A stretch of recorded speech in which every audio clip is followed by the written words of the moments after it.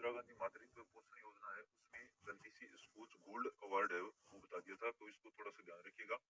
कई बार miss type हो जाता है, तो स्कोच सिल्वर अवार्ड दिया गया है। ये काफी इंपोर्टेंट है, एग्जाम में आने लायक प्रश्न है, इसलिए इस गलती को थोड़ा सा ध्यान रखिएगा कि आप कहीं गलती नहीं कर बैठे। तो इसमें आपको ध्यान रखना है, स्कोच सिल्वर अवार्ड इसमें दिया गया है।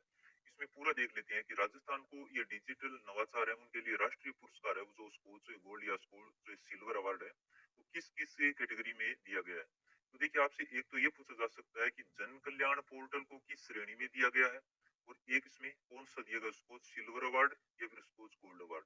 तो ये सारे प्रश्न इस प्रकार से बनाए जाएंगे। अभी दिसंबर माह का ही है ये, और एग्जाम में आने की इसकी पूरी संभावना रहेगी। यहाँ से 1% तो आपकी। तो ई गवर्नेंस श्रेणी में देखिए, जन कल्याण पोर्टल और ई मित्र दोनों को स्कोच गोल्ड अवार्ड प्रदान किया गया 2022 में। और ई गवर्नेंस श्रेणी में ही डिजिटल प्लेटफॉर्म है राजकाज, इस डिजिटल प्लेटफॉर्म को स्कोच सिल्वर अवार्ड दिया गया। काफी इंपोर्टेंट है ये। जो राजकाज पोर्टल है इसको देखिए स्कोच सिल्वर अवार्ड प्रदान किया गया है। और हाउसिंग श्रेणी में हाउसिंग बोर्ड को स्कोच गोल्ड अवार्ड प्रदान किया गया है। तो ये गोल्ड और सिल्वर अलग अलग ध्यान में रखने की कोशिश कीजिएगा। सिल्वर देखिए कौन कौन से इंदिरा गांधी मातृत्व पोषण योजना में है, और राजकाज पोर्टल, इन दोनों को सिल्वर स्कोच अवार्ड दिया गया है। और वहीं जन कल्याण पोर्टल और ई मित्र काफी इंपोर्टेंट रहेंगे, इन दोनों को स्कोच गोल्ड अवार्ड प्रदान किया गया है। तो ये सभी आप थोड़ा सा ध्यान रखिएगा।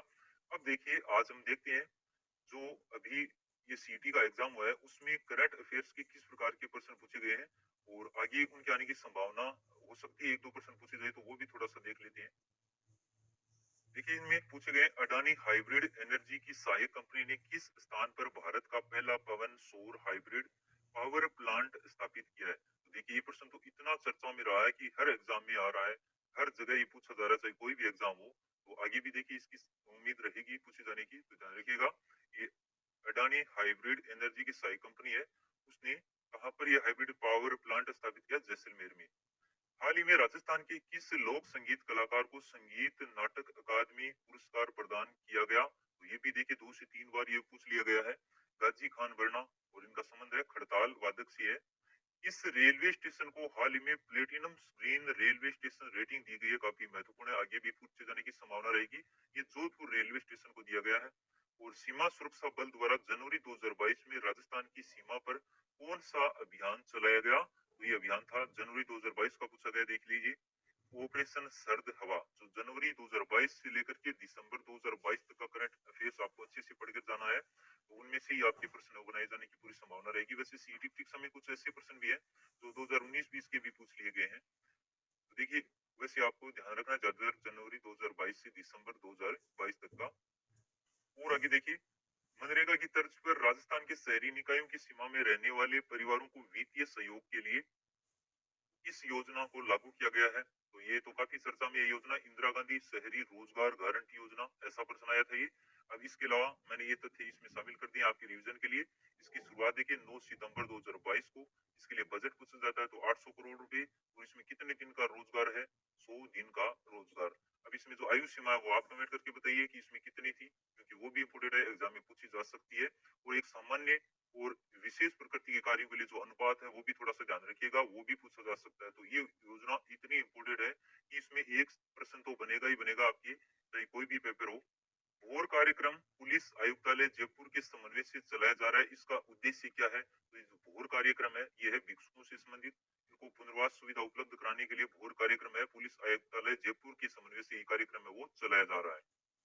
फिर राजस्थान के इस जिले में जियोलॉजिकल सर्वे ऑफ इंडिया 2021 के नवीनतम सर्वेक्षण में सीमेंट ग्रेड लाइमस्टोन के विशाल भंडार प्राप्त हुए हैं। तो देखिए, ये प्राप्त हुए जैसलमेर जिले में। तो ये जो खनिज वगैरह जो भी प्राप्त हुए हैं हाल ही में, उनकी भी देखिए ये चर्चा में खूब रहे हैं, और इनकी आने की पूरी संभावना रहेगी। प्रश्न एग्जाम में पहले भी पूछा गया है, और आगे भी, जैसे भीलवाड़ा में अभी जो नवीनतम खनिज भंडार मिले हैं वो भी काफी चर्चा में रहे, तो उनसे संबंधित भी प्रश्न आपके पूछा जा सकता है। आगे देखिए, के बिड़ला फाउंडेशन द्वारा 32वां बिहारी पुरस्कार, देखिए कितनी बार इस प्रश्न को पूछ लिया गया है, डॉक्टर माधव हाड़ा को किस रचना के लिए प्रदान किया गया। इसमें ऐसे पूछा गया, ऐसे नहीं कि 32वां बिहारी पुरस्कार किसे दिया गया। अब इसमें देखिए रचना का नाम पूछ लिया गया, बजरंग चोला पहरे सकीर। इस रचना के लिए 32वां बिहारी पुरस्कार डॉक्टर माधव हाड़ा को वो प्रदान किया गया। उसके बाद में ये प्रश्न देखिए, अटल सेवा केंद्र का नया नाम क्या कर दिया गया। तो अब कर दिया गया इनका नाम राजीव गांधी सेवा केंद्र। फिर कैप्टिव एनिमल स्पॉन्सरशिप स्कीम का उद्देश्य क्या है? तो ये कैप्टिव एनिमल स्पॉन्सरशिप का है अभ्यारण्य के वन्य जीव को आमदन संस्था आदि को है वो गोद देने से संबंधित है ये। फिर राजस्थान के लिए जल जीवन मिशन, देखिए जल जीवन मिशन पर भी खूब प्रश्न आ रहे हैं। योजना में केंद्र और राज्य की सहभागिता क्रमशः कितनी है? तो इसमें 50-50 है, 50/50, 50 ही केंद्र से और 50 अनुपात राज्य सरकार की तरफ से। फिर जनवरी 2022 में प्रधानमंत्री द्वारा राष्ट्रीय बाल पुरस्कार से किसे सम्मानित किया गया? काफी इंपोर्टेंट है। और गौरी माहेश्वरी को, जो अजमेर जिले से संबंधित है, इनको कैलीग्राफी के लिए प्रधानमंत्री द्वारा राष्ट्रीय बाल पुरस्कार 2000 जनवरी 2022 में सम्मानित किया गया। देखिए अपने जो प्रश्न बनाए थे ना ऑब्जेक्टिव, कम से कम वो 300 प्रश्न है, उनमें से हर एग्जाम में प्रश्न आ रहे हैं 5 6 या 7 8 जितने भी हैं। लाइक आपका कोई भी परीक्षा हो, वो उसमें इतने इंपोर्टेंट महत्वपूर्ण प्रश्न शामिल किए गए हैं, उनमें से प्रश्न छूट ही नहीं सकता आपका।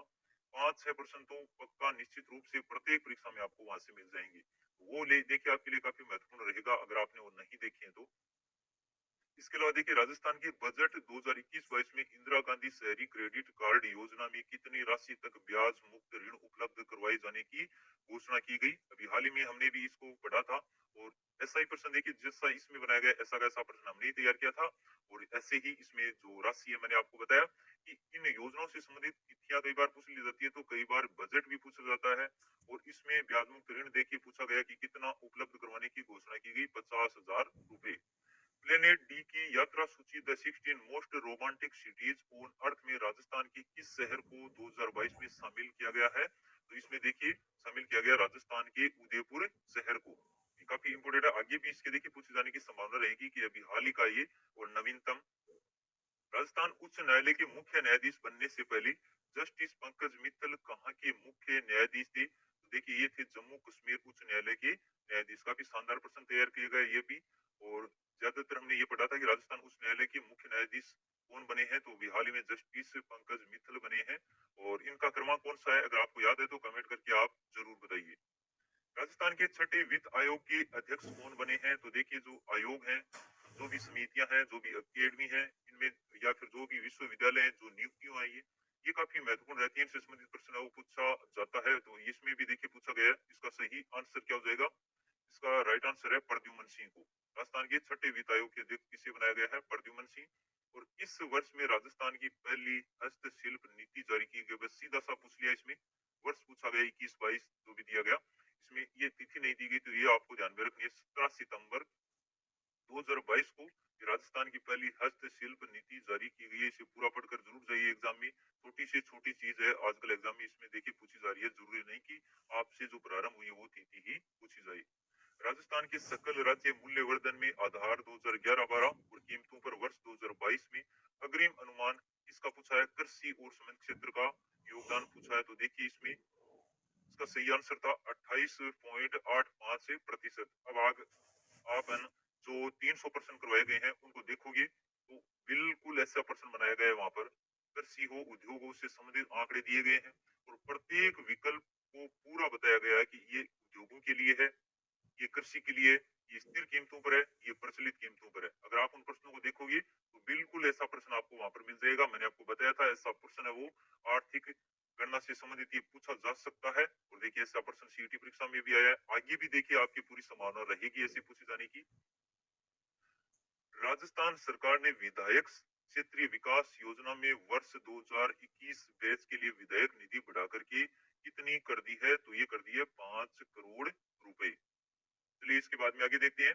राजस्थान जनाधार प्राधिकरण अधिनियम 2020 है वो कब से प्रभावी हुआ? देखिए कितना पुराना करंट अफेयर्स का प्रश्न पूछा है, 18 दिसंबर 2019 से। फिर राजस्थान से राज्यसभा चुनाव 2022 में निर्वाचित हुए, ये प्रश्न भी हमने 300 प्रश्नों में शामिल किया हुआ है, अगर आपने नहीं देखा तो देखिए इसमें श्री मुकुल बालकृष्ण वासनिक, घनश्याम तिवारी, प्रमोद कुमार और रणदीप सुरजेवाला, ये 4 हैं वो राज्यसभा में निर्वाचित हुए थे जब चुनाव हुए थे 4 सीटों पर।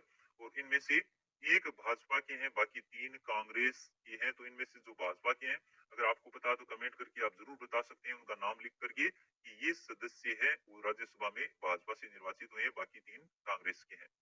मुख्यमंत्री राजनीर योजना किस वर्ष में घोषित की गई? तो ये देखिए 2020 का पूछ लिया गया कि राजनीर योजना 2020 में प्रारंभ की गई।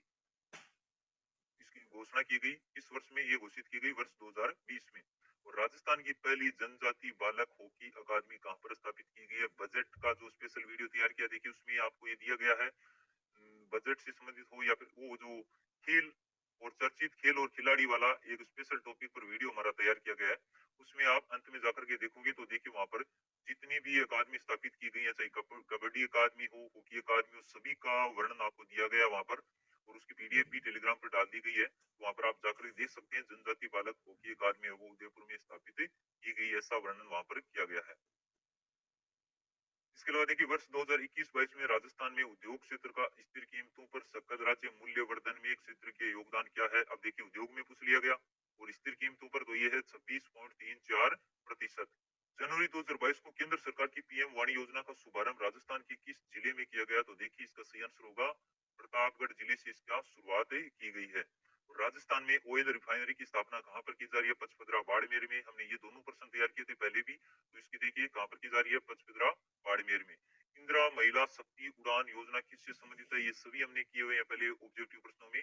लड़कियों और महिलाओं को मुफ्त सैनिटरी नैपकिन का वितरण से संबंधित है कौन सी योजना? इंदिरा महिला शक्ति उड़ान योजना। फिर आगे देखिए राजस्थान में उत्सव भोज योजना किससे संबंधित है? देखिए इसका संबंध है मिड डे मील योजना से। पद्म पुरस्कार के प्राप्तकर्ताओं में कौन राजस्थान से संबंधित है? अब देखिए इसमें अगर आपको पद्म पुरस्कार चाहे पद्म श्री हो या पद्म भूषण हो जो दिए गए, हमने तैयार किया था पहले प्रश्नों में, अगर आपको पता होता तो उनमें से देखिए 3 विकल्प ऐसे थे जो राजस्थान से संबंधित नहीं थे, और एक चंद्र प्रकाश द्विवेदी जो सिरोही ऑप्शन में दे रखे थे, तो ये राजस्थान से थे। इसके अलावा देख लेते हैं कौन कौन थे। देवेंद्र झाझड़िया चूरू जिले की अगर संबंध पूछा जाता जिले से, राजीव महर्षि जयपुर, इन दोनों को दिया गया पद्म भूषण। अब देखिए चंद्र प्रकाश द्विवेदी सिरोही जिले के, अवनी लेखराज जयपुर से, रामदयाल शर्मा भरतपुर से, इनको दोनों तीनों को क्या दिया गया? पद्म श्री अवार्ड। तो आप इनको फिर से रिवीजन कीजिए, इनका याद कर लीजिए, फिर से दोबारा से पूछे जाने की इनकी संभावना रहेगी। अंतर्राष्ट्रीय महिला दिवस 2022 पर नारी शक्ति पुरस्कार से सम्मानित किसे किया गया? ये देखिए कितनी बार ये प्रश्न पूछा गया है। बतूल बेगम को अंतर्राष्ट्रीय महिला दिवस पर नारी शक्ति पुरस्कार से वो सम्मानित किया गया है। फिर ई मित्र एट होम योजना को किन जिलों के शहरी क्षेत्रों में शुरू किया गया? तो देखिए कौन कौन से जिलों में किया गया? जयपुर व जोधपुर जिले में ई मित्र एट होम योजना को हाल ही में शुरू किया गया, वो भी शहरी क्षेत्रों में। ध्यान रखिएगा, दोबारा भी पूछे जाने की संभावना रहेगी इस प्रश्न की। हाल ही में सितंबर 2022 को किस देश के प्रधानमंत्री ने राजस्थान अजमेर का दौरा किया? अगर आपने सेकंड ग्रेड वरिष्ठ अध्यापक परीक्षा में जो करंट अफेयर्स देखे थे प्रश्न, तो आपका ये सीटी एग्जाम में भी ये प्रश्न सही हुआ होगा, वहां पर भी प्रश्न ये ऐसा ही पूछा गया था। बांग्लादेश के प्रधानमंत्री आए थे शेख हसीना, और उन्होंने अजमेर राजस्थान अजमेर का दौरा किया था। तो देखिए इसमें भी दोबारा से ये प्रश्न पूछा गया।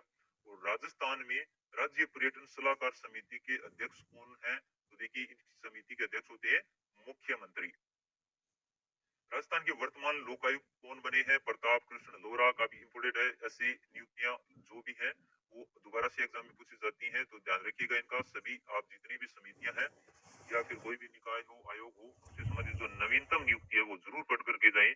और इस वीडियो में मिलेंगे अगले किसी वीडियो